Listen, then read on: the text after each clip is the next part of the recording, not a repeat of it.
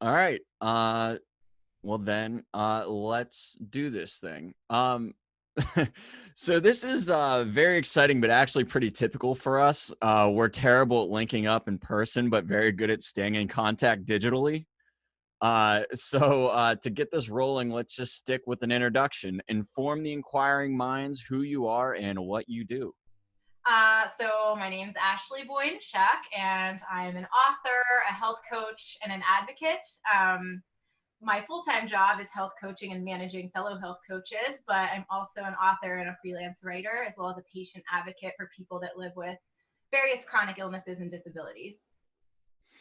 And obviously, the world must know that we are birthday twins and Yes, share the same birthday. that's the most important part, of course. Absolutely. 929. Uh, um, so me having written tons of blogs, I am massively impressed with anybody who can write a book, let alone multiple. So let's go deeper there to start. Tell us about the books you've written. Okay, so I've published three. I've done both hybrid publishing and self-publishing.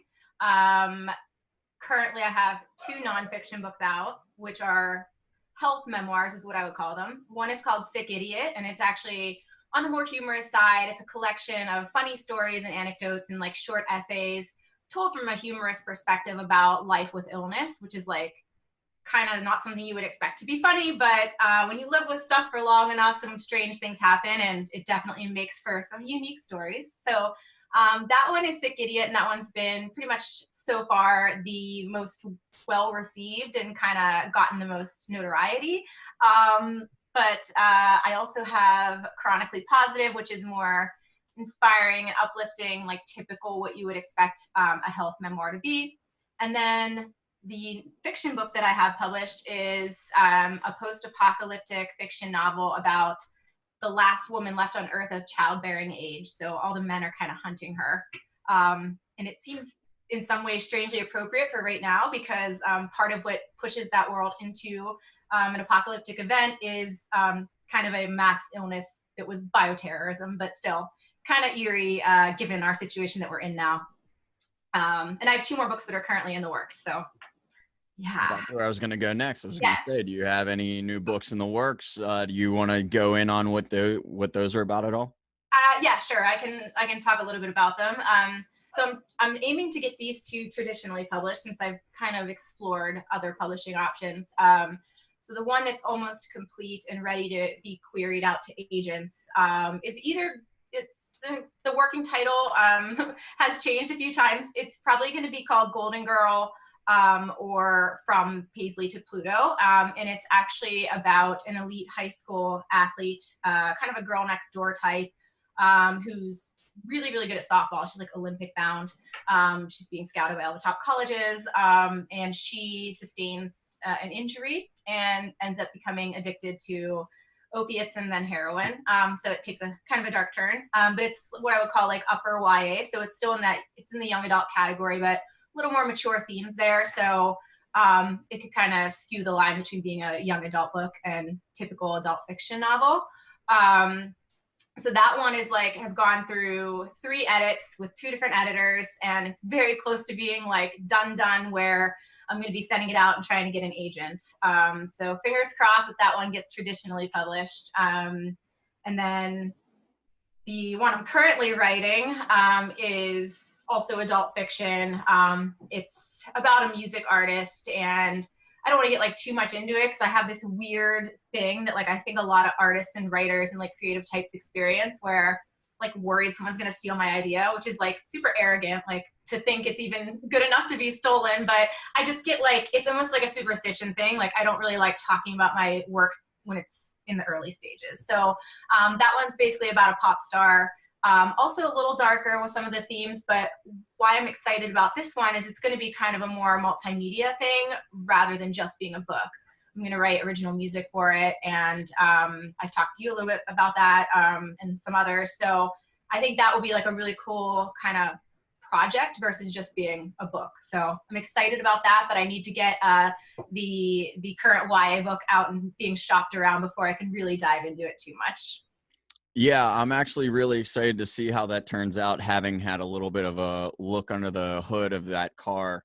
Yeah. Um, so yeah, once that kind of takes shape, or I hope it takes shape for you, I'd be excited to see how people react to it. So whether it's your remote work with Noom, or digging into writing, it sounds like you're no stranger to working remotely or working from home. Has much changed for you in that respect with the shutdown? So for me personally, it's pretty much life as usual. I work from home full time regardless. So I'm used to being in the virtual environment and doing Zoom meetings all day and kind of being isolated and insular, which is fine because I'm kind of like an extroverted introvert. So I'm okay being on my own. What's been a struggle for me though is, especially if I'm working on my books and projects outside of work, I like to get out of the house. I do better sitting in a coffee shop writing, or even going to a library and writing. So not being able to do that's been a bit of a challenge. And I miss my family and friends and stuff, but on a day-to-day, like, my life looks exactly the same as a virtual health coach and a fully remote employee to begin with. Yeah, I hear that. The just like the change of scenery type of scenario really helps me from time to time. But yeah, I'm not really having too much of a struggle adapting to this. With that being said, though, some people are having a really hard time adapting to this new, like, professional normal. And unfortunately for them, a lot of businesses are realizing there's a lot of money to be saved by having employees work remotely. And let's not kid ourselves, recouping money is going to be a big corporate priority once this is over. Do you have any productivity tips for people having a hard time transitioning to this work style? Yeah, there's a few things I could talk about in regards to that. I think it's important to have, if you can, have your own space. So I'm in my home office right now. Not everyone, has an extra room to make a home office, but if you can just set up an area that's your space and that's when you're going to work, that's where you're going. I think that's important. But then that being said, when you're working in the same space all day and then you live there and you're not really leaving your house, that can get stagnant. So I think it's also key to have like different areas to, change it up if you're able to. So if you have the space, you have like your primary working space, but if you start to feeling stagnant halfway through the day, get up and move to a different area of your house, or at least just get up and walk around. There's also something to be said for like taking breaks every hour, whether it's going outside to get fresh air, of course, just like in your own yard. We want you to be social distancing, but, or just stretching or grabbing coffee or water or whatever. Some people advocate doing the Pomodoro technique, which is like setting a timer and working for X amount of time and then giving yourself, a 10-minute break if you're able to do that. So most of all, I think it's finding what works for you, though.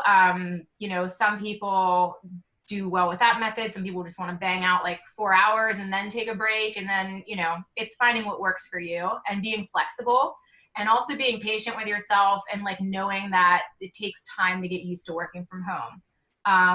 Having a set start and stop time is really important as well. Like, because if you work from home, some people have the tendency to just want to work till 11 or 12 o'clock, so clock in, clock out, like are going to work, and then separate that from the rest of your day. Those boundaries are key.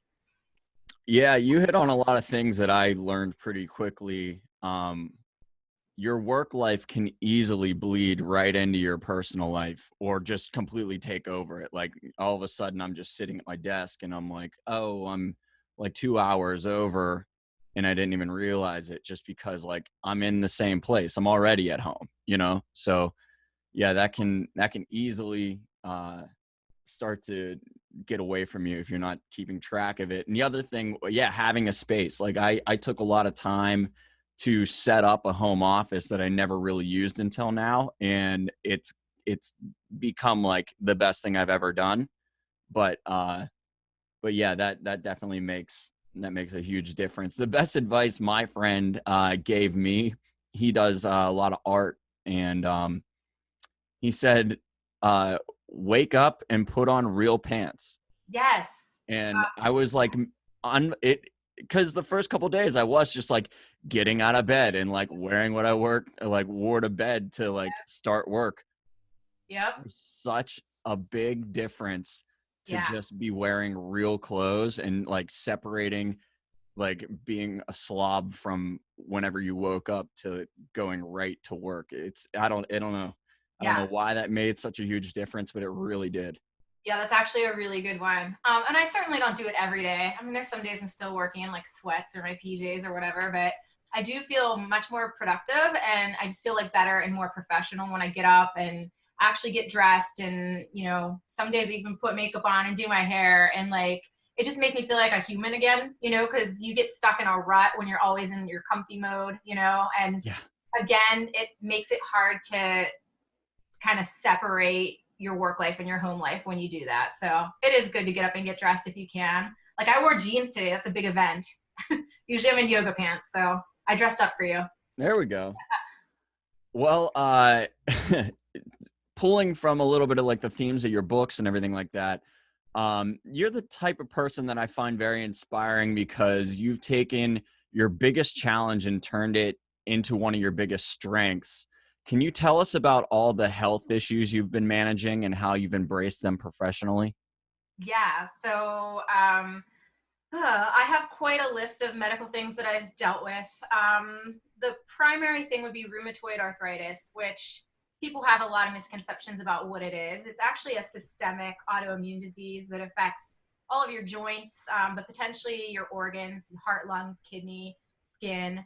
And it kind of ebbs and flows throughout your life. There's no cure. It's a lifelong condition, and it can be very disabling. I actually was diagnosed very young. I first started having problems when I was probably in like fourth or fifth grade, and then I was diagnosed later in middle school. And it was devastating at that time. Like, I don't think anyone ever really knew what I was going through, but I used to play softball. I had to quit. I used to do cheerleading. I had to quit. I always wanted to try swimming, but I was kind of like scared how my shoulder would do, different things like that. So it was a challenge when I was younger, trying to find my space in the world, because like I was very athletic when I was prior to this condition. And so I kind of went from like having these big aspirations that like, oh, I'm going to play softball in college someday, and that kind of stuff, to like, oh, I can't be an athlete anymore. I can't dance anymore. What am I going to do with myself? But even back then, it kind of forced me to look inward and figure out like, okay, what are my other hobbies, interests, talents, passions? And so in high school, I got really involved in yearbook, newspaper, that kind of thing. I started doing like outside internships in journalistic layout and design and like music related stuff. And so even at an early age, I was able to like figure out like, okay, I have this illness. It sucks. It's, messing up certain parts of my life, but I can still find things that I'm good at and find things that I still can do instead of dwelling on the stuff I can't do. So, I went to college, and in college I was majoring in English and with a minor in music business. And I really thought, okay, I'm going to work in music business. Like, I'm going to go to New York and like manage an artist and maybe do songwriting on the side and like, or do PR in the industry. Like, that was my goal. But then while I was in college, I was faced with yet another medical issue, which was called Bell's palsy. And I don't even know if a lot of people know this or not, but I woke up, I think it was my sophomore year, and the left side of my face was paralyzed. I looked like I had a stroke. Like, it was completely just utterly terrifying, as you can imagine. And luckily at that time I was home from school that weekend. So I was here, and my parents, took me to the hospital, and I was diagnosed, but I had to leave school on a medical withdrawal. And again, I was faced with this uncertainty of like, oh, okay, like my life is now in shambles because of health stuff again. What do I do? And, I didn't know if I would ever look normal again or feel normal again. And it was really scary because I was dealing with that on top of the arthritis and the chronic pain from that. And I was scared. I was at a crossroads, and decided that like I was going to go back the next semester and go to Pitt I transferred to Pitt, and there I still kind of focused on some of the music business stuff. I did an on-air internship at Kiss FM and, did some marketing type work. But I was really struggling behind the scenes with my health. So I, again, had to like reevaluate, like, okay, am I going to be able to be in this industry that's kind of like fast paced, a lot of late nights, like being out a lot of the time, being on the road a lot of the time. And, because when I worked at Kiss, I would have to go to these events at bars all hours of the night, and it was super fun. But like physically, I kind of was paying for it. And so I really just took the rest of college to focus on school and like not put that pressure on myself of what I was going to do. And my health was like, okay, it wasn't bad. The Bell's palsy went away. My face got back to what it is. And, I was mostly just dealing with the RA and chronic migraines and stuff like that. And again, like I had a good period, but then things started getting kind of worse. So I'm like, okay, like I can't dwell on this and have it be like constantly derailing my life. So I'm going to take matters into my own hands and kind of just start freelancing so I can be in charge of my schedule and I can be in charge of my life and like what projects I'm taking on. And so I started freelancing and blogging and things like that. And one of my personal blogs was about kind of my own experiences with RA and different things like that. And the director of the local chapter of the Arthritis Foundation reached out to me and actually offered me a full-time job. So that's actually where my health advocacy journey started. I was hired to do community development. And with that, I did some event planning and fundraising, but also did like a arthritis radio podcast, and then did peer-to-peer, they call it peer-to-peer networking. So I was advocating with and for other patients. And I got some really cool opportunities through that. I was asked to go speak to members of Congress on Capitol Hill about healthcare legislation and arthritis related legislation. Oprah tweeted me, like it was just like awesome, like a lot of like cool experiences with my advocacy work. And I eventually became this online persona, Arthritis Ashley, which kind of like makes me cringe now because the name is so corny, but I amassed quite a large following with that, kind of just reaching out to other patients who were in similar situations to me. And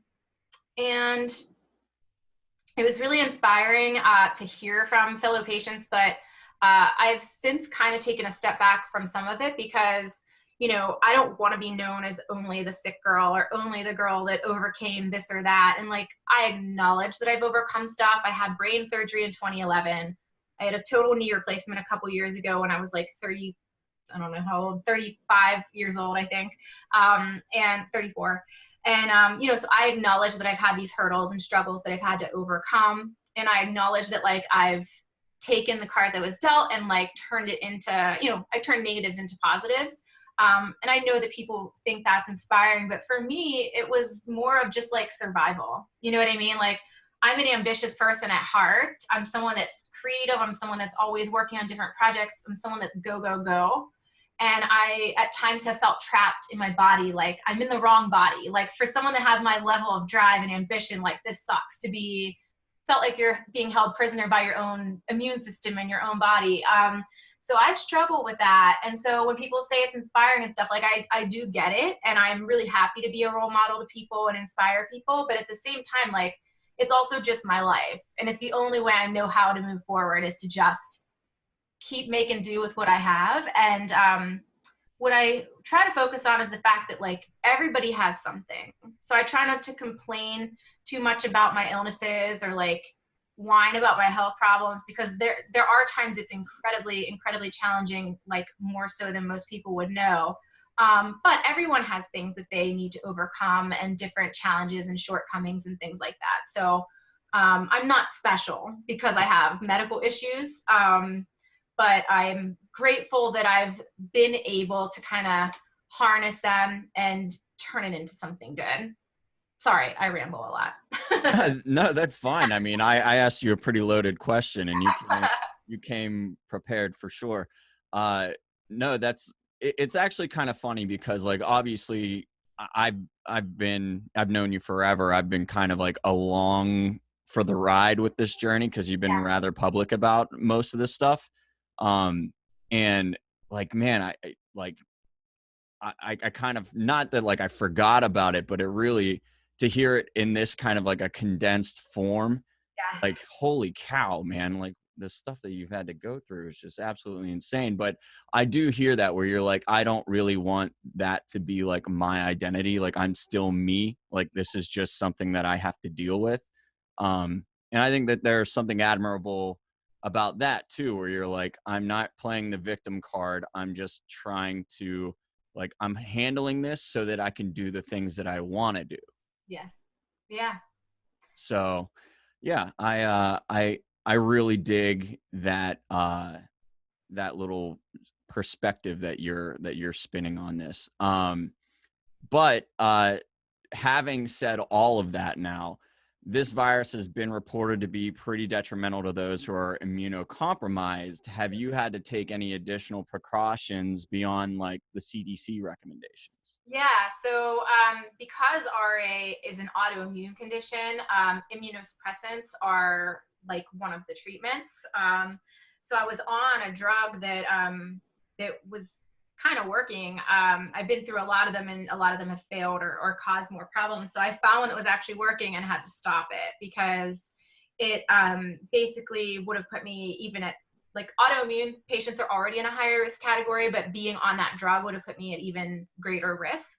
So I've taken a break from that and taken a step back from that medication. So I'm sort of between treatments right now, which has been okay. Like, I'm doing fine, knock on wood, but it's still, that sucks. You know what I mean? To have to choose between like the safety of just like, you know, what's going on and taking a medication that'll help me feel better. And then the other thing that I've been dealing with is like,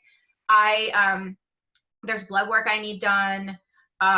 There's injections I get for my migraines that I need done. I get injections in my hand joints and foot joints. And I like, so all of those injections that I have to go to the office, or blood work that I have to go to the office, it's not really safe for me because I'm in the higher risk category to go get the treatments done that I need. Like, it would be risky for me to go to the doctor. So, yeah, I've been kind of like, I've been okay without the migraine injections, but like, I need my hand injection soon, and it's going to be me having to make a choice, you know? So that kind of stuff is frustrating.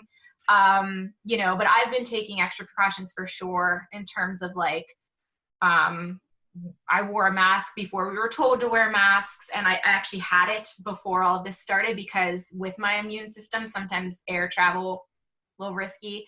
So yeah, I've been maybe hyper vigilant, maybe more so than the average person, but within, you know, within reason. Yeah. Oh yeah, I didn't mean to cringe whenever you started talking about injections, but Yeah, it's rough. it's Oh, trust me, they're not. Yeah, it's sticking a huge needle into. Yeah, it's not fun, but they help, you know, and so it's worth it. But oh, you're a champion. Um, I have a feeling that you look into health and wellness far more than the average person. People are definitely having a hard time sorting out what's coming from science and what's coming from politics. Are there any websites or resources you've found that give really solid and reliable information? I mean, in general, I feel like you want to look at things that come from a scientific journal, if possible. And especially if you're reading studies and things like that, you have to look at who is paying for that study, right? So I might be used to it. I freelance for Healthline, which is a medical news website, and I do like medical journalism for them. So I'm used to fact checking things and looking at sources, and I know not everyone is, but you know, there's some things you can look at the CDC, you can look at the NIH, you can look at the World Health Organization, listen to doctors, people that have an MD after their name or a DO. You know, I'm totally into alternative medicine and natural remedies and all of that. But I think right now is a really important time to listen to doctors and scientists that are actually, you know, who have devoted their life to researching medicine and who have devoted their life to like treating patients. You don't want to listen to like Joe Schmo's blog who is just pulling remedies from God knows where. Like, you want to try to consider the source and look at things that come from an established like UPMC, for example, like a hospital, a university that's studying this, researchers, not just blogs and like if you're looking at blogs, you also have to consider the bias and the slant and just trustworthiness. And, you know, there's ways to do that. Just do some fact checking, do some research, take a second to consider like, okay, if 10 articles are saying this and like one person's saying this, is it probably the 10 people that are right, or like the one person that's saying this thing that's completely opposite? You know, a part of it's common sense. When in doubt, talk to your doctor, you know?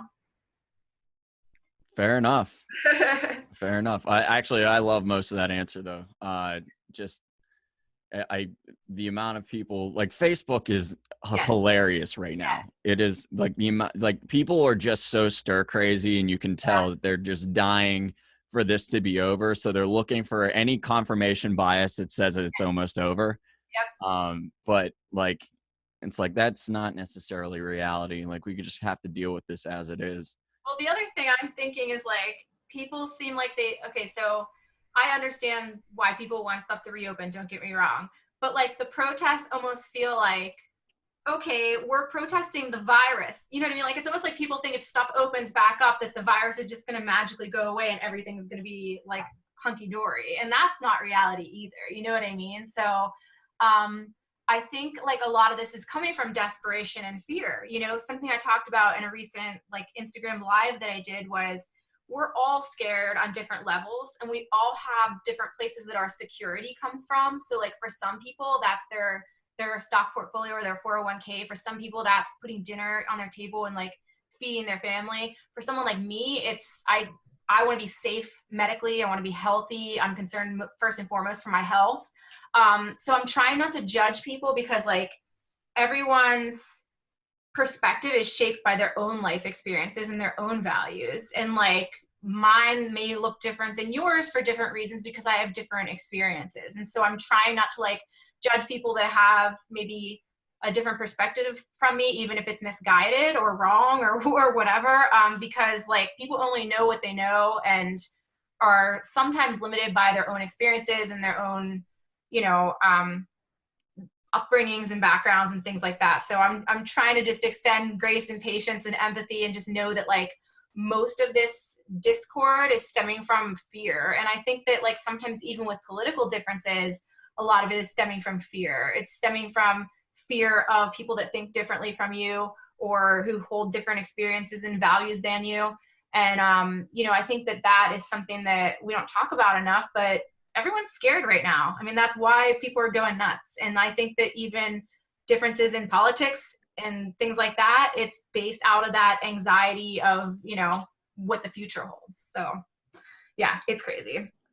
Yeah, and trying to imagine what the future will be like after this is just a complete question mark. Yeah, Um, for like, sure. just it'll be interesting for sure. Like, we're all kind of we're all looking forward to like a great reveal that I don't know if anybody has a solid image of right now. Yeah. But with what you were just getting into, between like your personal passions and your professional life, you cover a massive amount of ground. Um, is there anything you have on your mind that you would find especially important for people to be aware of in the midst of all of this? Oh man, that's tough. Um, Well, I think that both with the work I do, like on a day to day at my job, and in writing and things like that, I think especially patient advocacy based stuff, that I think people just need to focus on empathy. And it sounds so like kind of cliche and corny, but I think people forget that we're all more alike than we are different.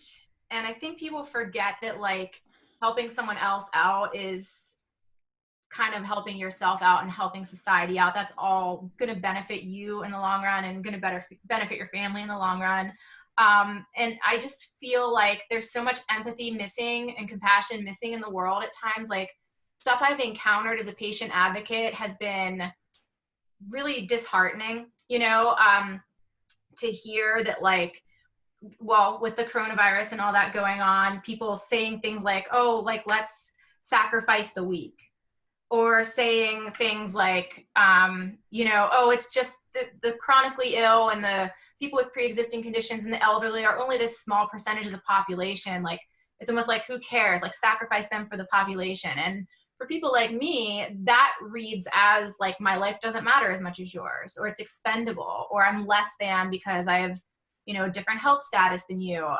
So that stuff is hurtful. I think people need to again recognize that we're all scared of different things right now, and just in general realize that there's other people, there's a human on the other side of that screen, and like the words you say matter and have impact.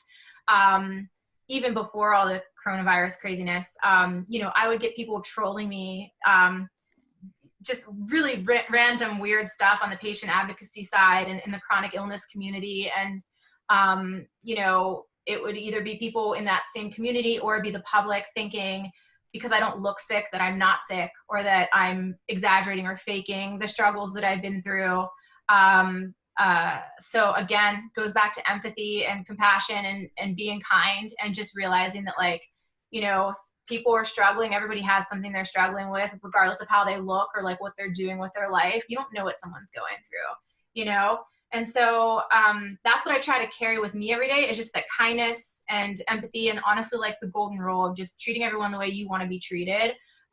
You know, at work every day, I deal with, I coach people that use the Noom app. Mostly it's weight loss related, but sometimes people are setting other goals. But a lot of people, because it's behavioral health based, want to talk about things that they're going through in their life. And it has made me realize two things. Again, one, we are more alike than we are different. And two, everybody's struggling, and everybody, you know, has different worries and different fears. And so we should always just treat everyone the way we would treat someone that we knew was struggling, you know, with love and empathy and things like that. So that's what I lead with in all of the work that I do. And that's like the one thing that like I hold dear in terms of like a value that I'm never going to compromise, is just being nice to people. I dig it. I love it. We're more alike than we are different. So, and with that, let's pivot just a little bit. So I've already admitted that we have always been pretty not great at meeting up in person. Yep. But here we are on Zoom, just like the rest of the world, because it's become vital for maintaining our relationships. You are an entrepreneur, a daughter, sister, a friend, a spouse. Those all come with managing their own relationships. Just like as a human, how are you doing in all of this? Good. I'm actually, you know, I've had some days where I've been incredibly anxious and scared with everything that's going on. And, you know, there's been a lot of disappointments in terms of like things that are canceled that I've been looking forward to, trips, concerts, that kind of thing. But I've been using it just as an opportunity to like focus on hiking, being outdoors, to focus on bird watching, which is so nerdy, but it's like one of my favorite hobbies. I love bird watching. And to also just like, I've been teaching myself piano and ukulele, been writing song lyrics and poetry, working on my books, that kind of stuff. So I've been really turning inward and, you know, using this time to focus on kind of developing those things and self-care, and just one day at a time, you know. And some days I really, really am struggling and I'm really sad about everything that's going on. And I think most people are. I'm very lucky to be working full time still. It's definitely like a positive distraction and something good. It feels nice to be productive during this time and putting something positive into the world. But yeah, it's all just, I can't believe we're all living through this unique part of our shared history together. It's obviously unprecedented and strange. But I've been doing okay. Thankful for social media and technology and things like that allow us to stay connected. And I'm also like really grateful that I'm a person that has a lot of hobbies and interests, because I don't get bored easily, you know? So yeah. Yeah. Yeah. I hear that. And I definitely, I knew that I wasn't going to need to ask you if you were doing anything fun or like if you were trying anything new, because you're always doing that and you literally already answered all of that. So I don't even need to go there, but yeah, I'm always blown away. Like every day I like turn on Instagram or whatever, and you have something new going on. You're always into something new. It's Yeah. very impressive. Yeah, I am missing my concerts though. I'm going through concert and travel withdrawal right now. I'm supposed to be in Arizona right now, actually, but here I am. Yeah, I have two concerts that got canceled. One was in Chicago, so I'm right there with you. And then I'm kind of concerned. I have two coming up that I'm not sure if that's gonna make it either, but we'll We'll see. see. Um, so you were saying that you were grateful for social media and whatnot, and people are using the internet for some pretty creative and selfless things right now. Has there been anyone you've seen standing out that you might want to tell people about and send a little like internet love their way? Yeah, actually, so there's a lot of cool things going on. I think like on a really large scale level that Global Citizen's been doing awesome things with like raising money, to help the COVID-19 battle. And so has Lady Gaga, which she's amazing. Don't get me started. I love her. But yeah, like I'm glad to see some celebrities and like larger organizations trying to do good. But I've also just been like really inspired by what local businesses are doing to like still be able to cater to their customers, but also, stay afloat.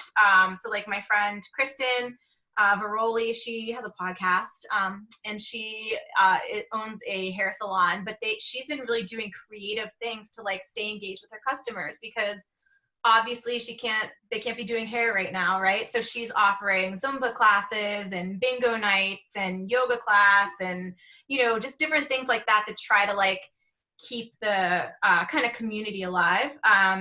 And so are local gyms and things like that who are offering, like my husband works at Pittsburgh Kettlebell and Performance. They're doing $5 classes, which is like way discounted from what they normally do. All these places trying to do virtual classes and find ways to still connect with their customers. I think like now more than ever, it's so important to support these small businesses, just because obviously they're going to be, as you said, when we open things back up, we don't know how that's going to look and they could potentially really be struggling. So I think that the spirit of seeing people want to support local businesses and like wanting to take online classes and things like that is really great. It's showing like a little bit of, camaraderie through all of this. And I just see all the little things that people are doing to be really inspiring, taking food over to their elderly neighbors and, volunteering to walk people's dogs or volunteering to go to the grocery store for someone who is immune suppressed. All of that stuff's really awesome. That's the good I've seen come out of all of this is that people are kind of trying to help one another through it. And to me, that's really beautiful. I just wish that togetherness kind of carried into like situations that weren't because of a traumatic crisis that we're all living through. But maybe some of that moving forward will live on. We'll see. Yeah, I've been actually wondering the same. There's there's a lot of things that you realize we've been taking for granted. Um, and with people wanting to rush back into life so quickly, you wonder if they're still kind of taking it for granted, or like, or if they're prepared to just going right back to taking it for granted. And I feel like there's a larger lesson to be learned, and they shouldn't be doing that. But um, yeah, hopefully they won't. But yeah, Yeah, I'm very intrigued to see what the other side of this looks like on so many levels. for sure, for sure. And I would hope that people would kind of take some of that perspective with them moving forward. But I don't know, people disappoint me a lot. And I do feel kind of discouraged about how selfish some people are being. But, again, everyone has their perspectives for a reason. And I can only hope that the greater good, that people are taking that spirit of like appreciating things and gratitude and like not taking the little things for granted moving forward. But we will see. Time will tell. For sure. So before we like really wrap this up, we wanted to use this as a way for people to connect a little more while we're forced to be so isolated right now. So before we bring this to a close, is there anything you want to ask the people watching? Oh, geez, I don't know. What, do you have an example? I mean, it can be Anything? like deep. It can be silly. We've had people ask for Netflix recommendations. We've had people. I mean, what else did people ask for? Here, I'll do one.